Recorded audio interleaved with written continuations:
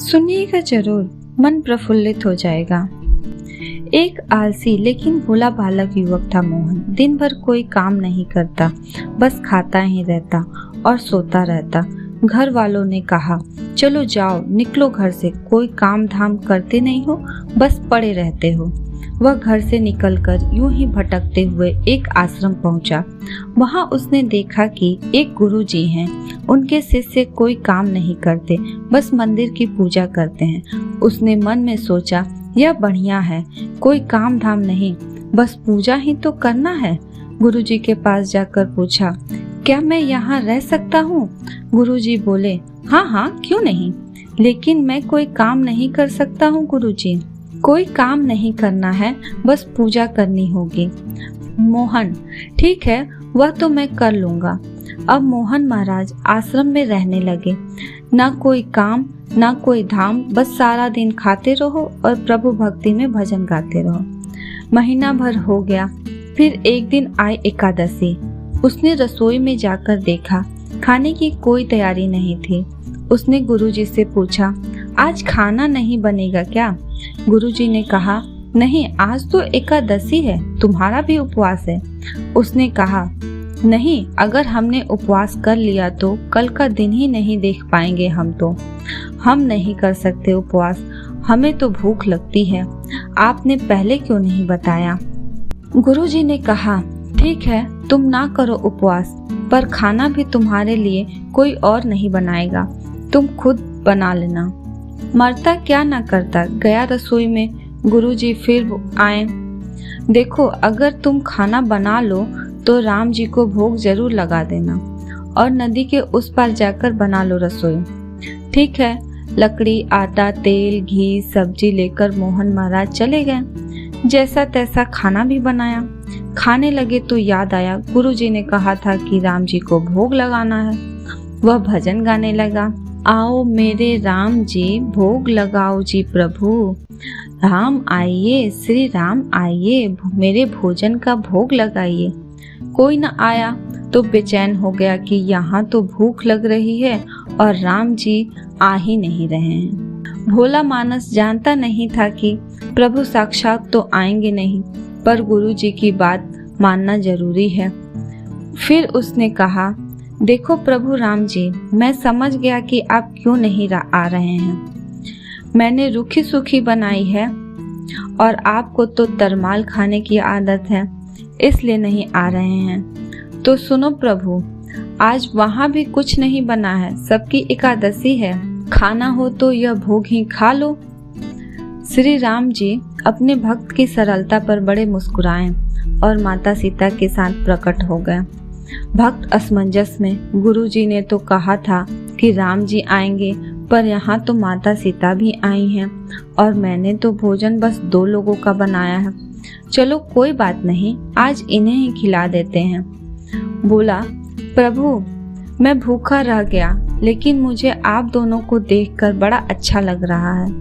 लेकिन अगली एकादशी पर ऐसा ना करना, पहले बता देना कि कितने जन आ रहे हो, और हाँ, थोड़ा जल्दी आ जाना।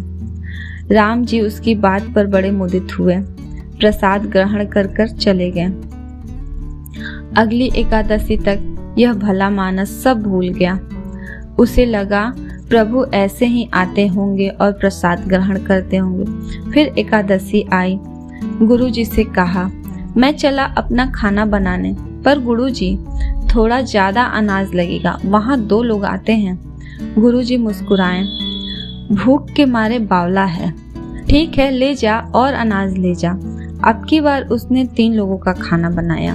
फिर गुहार लगाई, प्रभु राम आइए, सीता राम आइए, मेरे भोजन का भोग लगाइए। प्रभु की महिमा भी निराली थी। भक्त के साथ कौतुक करने में उन्हें बड़ा मजा आता है। इस पर वे अपने भाई लक्ष्मण, भरत, शत्रुघ्न और हनुमान जी को लेकर आ गए। भक्त को चक्कर आ गए। यह क्या हुआ? एक का भोजन बनाया तो 2 आए, आज 2 का भोजन ज्यादा बनाया तो पूरा खानदान आ गया। लगता है आज भी भूखा ही रहना पड़ेगा। सबको भोजन लगाया और बैठे बैठे देखता रहा। अनजाने ही उसकी भी एकादशी हो गई।